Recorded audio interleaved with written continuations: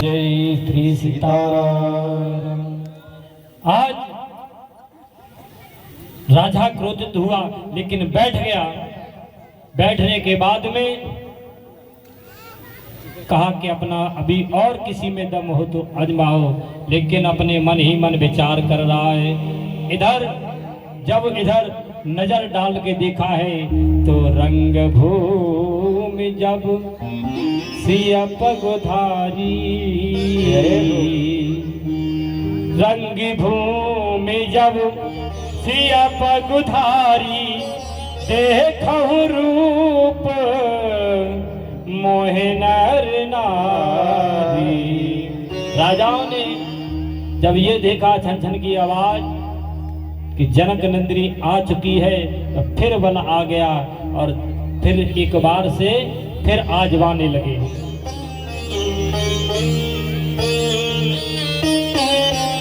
तमके धरे धन मूड नृप, उठे न चलहि लजाए, मन हो पाए भट बाहु बल, अधिक अधिक मूर्ख राजा झुंझलाकर धनुष को पकड़ते हैं और जब नहीं उठता है तो लजाकर वहां से चल देते हैं, मानो वीरों की भुजाओं का बल पाकर धनुष अधिक भारी हो गया हो। और भाव एक एक करके आ रहे हैं और धनुष को उठा रहे हैं, लेकिन वो धनुष उठा नहीं। जब एक एक से भी नहीं उठा तो अरे भूप सहस्त्र दस कही बारा, भूप सहस्त्र दस कही बारा, भूप सहस्त्र दस कही बारा, लगे उठावन तरह नजारा, लगे उठावन तरह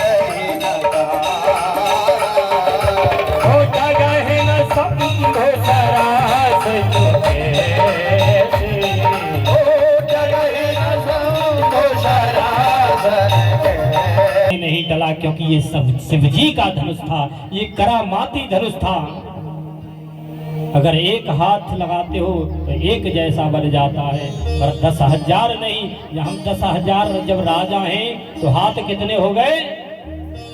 एक राजा के हाथ थे 2, 10,000 राजा के कितने हो गए हाथ? तो का धनुष का यहाँ से फिरोजाबाद तक का लंबा होगा, बताओ।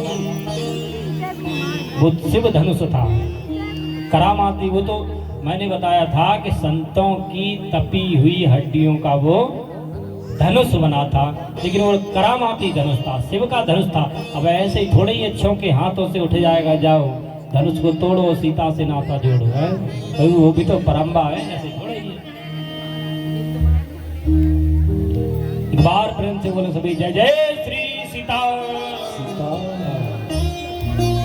सब नृप भय जोग उपहासी, जैसे बिन विराग सन्यासी। सब राजा हंसी की योग्य हो गए, जैसे बिना वैराग्य के सन्यासी हंसने योग्य होता है। उस धनुष के हाथों यश विजय और शूरवीरता हार कर सभी राजा अपने अपने स्थान पर बैठ गए। किसी में बल नहीं रहा। तो आज महाराज जनक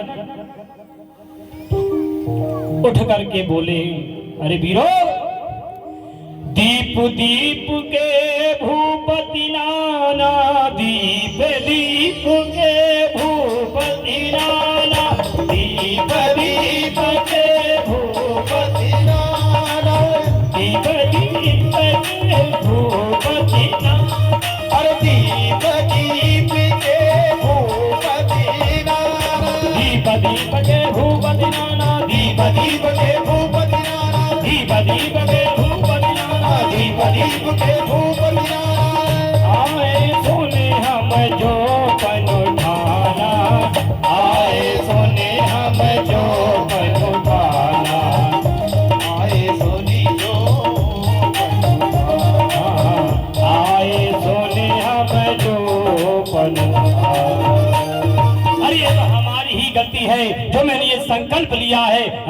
देवदीप के राजाओं, तुम्हें वो बल नहीं है। क्रोध करके आज महाराज जनक खड़े हैं। कोरे मनोहर विजय बड़े कीरति अति कमनीय, पावनिहार बिरंच जन रचो न धनो न दमनीय। अरे हम ही पागल थे जिन्होंने ये संकल्प लिया और ये धनुष का यज्ञ रख दिया है, परंतु धनुष तोड़कर मनोहर राजकुमारी बड़ी विजय और बहुत ही सुंदर कीर्ति को पाने वाला मानो ब्रह्मा ने ही रचा हो, ऐसा हमने संकल्प ले लिया है। अब ये धनुष, ये शिव जी का धनुष, किसमें ऐसा बल है जो तोड़ सकता है? महाराज को बड़ा ही क्रोध आ गया। अब तो कहने लगे, महाराज जनक क्रोधवश कहने लगे, तजहु आसु निज निज ग्रह जाऊ, अपने अपने घर जाओ। अगर आपके अंदर बल नहीं है तो यहाँ से उठो और अपने घर के लिए जाओ। तजहु आसु निज और घर घर जाऊ, लिखान विधि देहे विवाह। अरे मेरी कन्या का विवाह नसीब में लिखा ही नहीं है, विधाता ने लिखा ही नहीं।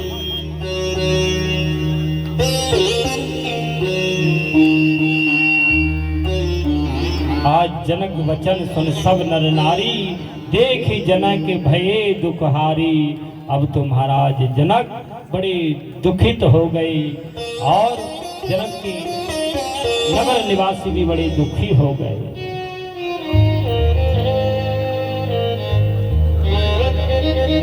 और जैसे ही कहा, इस संसार में और इस सभा में कोई ऐसा बलि भी नहीं है, ऐसा श्रेष्ठ भी नहीं है जो इस धनुष को तोड़ दे।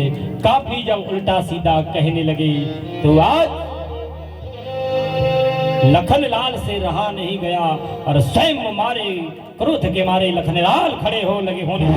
और जैसे ही खड़े हुए तो कहने लगे, राजन मेरी बात सुनो, ये बात आपको शोभा नहीं देती। जहां सूर्यवंशी लोग बैठे हो वहां ऐसी बात आपको शोभा नहीं देती। तब जाकर के महाराज को कुछ चैन पड़ा, बोले तुम। और जैसे ही ये बात रखी है तो आज महाराज के वचन सुनकर के और लखनलाल कहने लगे कि सुनो महाराज, तुम तो इस धनुष की बात कर रहे हो, इस धनुष तो छोड़ो। अगर मुझे मेरे गुरुदेव की आज्ञा मिल जाए तो मैं इस पृथ्वी को भी, इस ब्रह्मांड को भी उठा करके गेंद के समान तोड़ डालूं। और कच्चे घड़े के समान चुटकी में, कच्चे घड़े के समान चुटकी में इस धनवा तोड़ ताड़ डालूं। इस धनुए की औखादी का सारा ब्रह्मांड उठा डालूं। इस धनुए की औखादी का सारा ब्रह्मांड उठा डालूं। इस धनुए की औखादी का सारा ब्रह्मांड उठा डालूं। इस धनुए की, इस धनुए की, इस धनियों की, इस धनुए की औखादी का सारा ब्रह्मांड उठा डालूं। इस धनुए की औखादी का सारा ब्रह्मांड उठा डालूं। और तुम हंस की बात करते हो, हम सच्चे सूर्यवंशी हैं, सच्चे योद्धा, सच्चे छत्री, अपमान नहीं सह सकते, अपमान नहीं सह सकते। जिनको सुनने की चाह नहीं वो चुप कैसे रह सकते, जिनको सुनने की चाह नहीं वो चुप कैसे रह सकते, जिनको सुनने की चाह नहीं वो चुप कैसे रह सकते। अरे महाराज मेरी बात सुनो, हम रघुवंशी हैं। मैं आपके ऐसे वचन सुनकर के, हालांकि मैं बोलना नहीं चाहता था, लेकिन आपने क्रोध भरे वचन कहे। लेकिन समय जान करके आज भगवान ने लखनलाल की नजरों से नजर मिलाई है और बैठाया है। पूज्य विश्वामित्र जी ने कहा, लाल तुम बैठ जाओ, ये तुम्हारा काम नहीं, बैठ जाओ नीचे।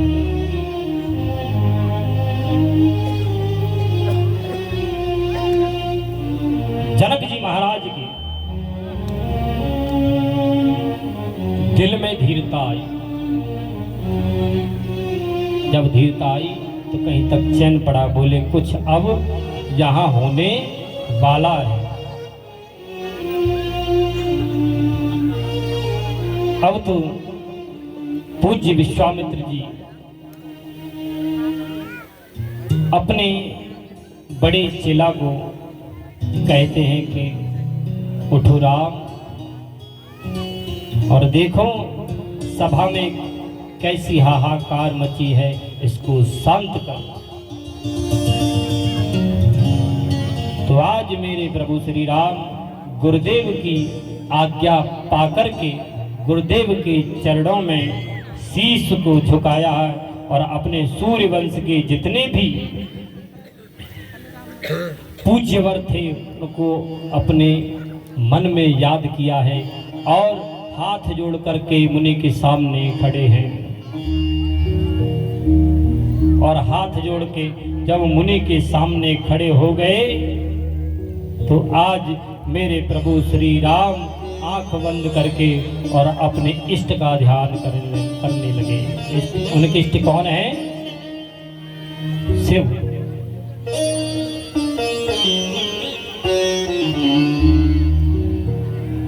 और जैसे ही अपने इष्ट को ध्यान किया है तो इधर मेरे लखनलाल ने सारे ब्रह्मांड को आदेश दे दिया, दिस को चरहो कमठ अहि कोला, धरऊ धरन धरि धीर न डोला, राम चाहे शंकर धनु तोरा, होय सजग सुनिया यशु मोरा।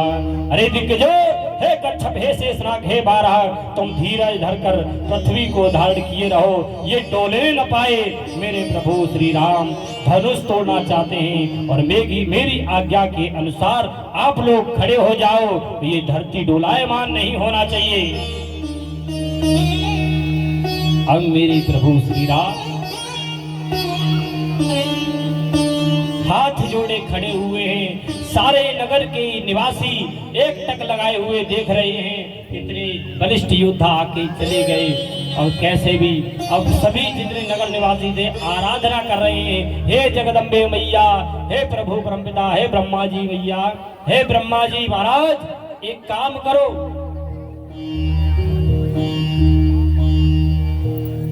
ये सुकुमार आए हैं, कृपा करके ऐसी कोई कृपा दृष्टि आप डाल दो जिससे इन बालकों के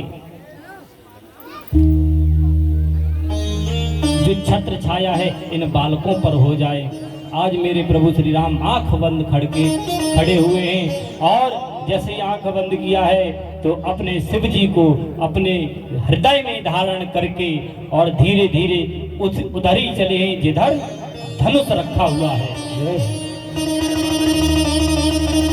और जिधर धनुष रखा गया है उधर मेरे श्री राम चले हैं, हाथ जोड़ के खड़े हुए हैं और सभी नर नारी खड़े हो करके देख रहे हैं। बाली सी उमरिया है, गौर सांवला शरीर है, जाकर के धनुष के सामने खड़े हो गए।